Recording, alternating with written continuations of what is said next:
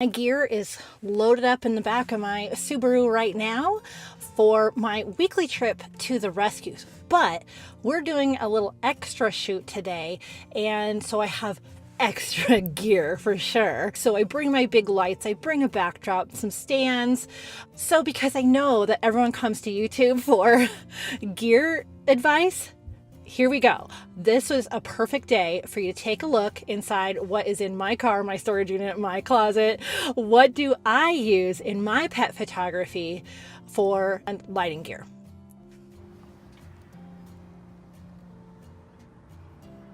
Flash or lighting considerations. Well, first of all, at the shelters, I always recommend some kind of a speed light. Get a cheap one. Dogs are gonna tip it over. It's gonna fall off cat cages. Don't go get real expensive stuff if you're going to the shelters. Get something that you're okay with falling over. I've gotten in the past the Altura brand off of just Amazon, and those are great. 80 bucks. It comes with the trigger. Like, you can't go wrong. I went through 2 or 3 of those. Now that I've switched over to Sony's hot shoe is a little different. So I can't use the same flash that I have with my Nikon. So what I've got is a different speed light. And this is mostly what you're going to use at the shelters. This is a flash point from Adorama because the big light I show you, I can use the same trigger. What's great about these speed lights is they have a little foot. So you can just set these on a foot with the hot shoe. Don't put these on your flash because that gives you those green alien eyes, you know? Ugh, gross. But you put it on a little foot, and this has the radio trigger built into it that goes over, or the transmitter receiver stuff, and this goes on top of the camera, and I'll show you that in a second. But just get one of these cheap speed lights. I think this was maybe $100 from Adorama. I'm not sponsored or anything by any of these people. It just happens to be the brands that I could afford and that work with my systems and are simple and inexpensive.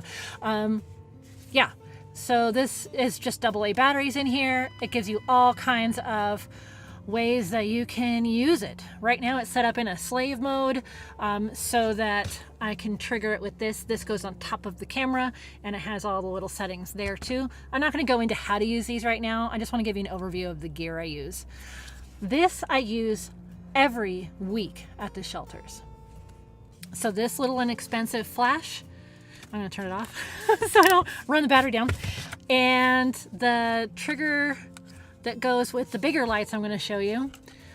So this is Flashpoint. Godox is another name for it. Just this one happens to be sold at Adorama. So Flashpoint, you can tell it's for the Sony because it has the S. I have one of these for the Nikon as well.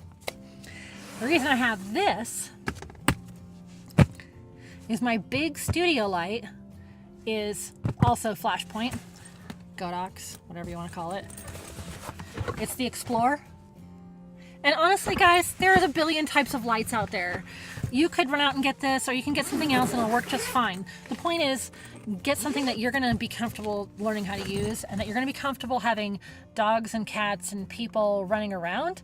I have sandbags that I use because these are heavy. So you might notice in some of the footage that I show, there's a sandbag on the light stand because this is heavy. All right, here's the flash that I use. I'm gonna take the little cover off. This is more the studio flash. So there's the light. And then you can put one of these, something on it. And I have a bunch of different modifiers. So this is kind of what comes in the bag. This has a battery. So I had Alien Bee lights, Alien Bees, Einstein, Palsy Buff. Palsy Buff, Alien Bees is what I had for years and years and years. I had those. I got those on Craigslist probably 10 or 15 years ago, but I carried them all over to different sessions with me and they just finally said, no, you know what? We're too sensitive. We don't like to travel. And so I sold those last summer, and in the last few months I've been able to buy 2 of these for my studio. I love, love, love that it's battery powered because I go into a lot of clients' homes and I don't know where outlets are, or they have an older home with a different kind of outlet. And then also cords get in the way.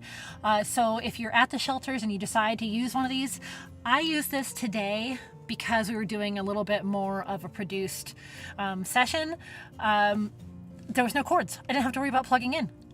Pretty awesome, right? This has the transmitter built into it. So that's what's awesome about these. There's not another piece of equipment to hang on here and to have batteries for. Ugh.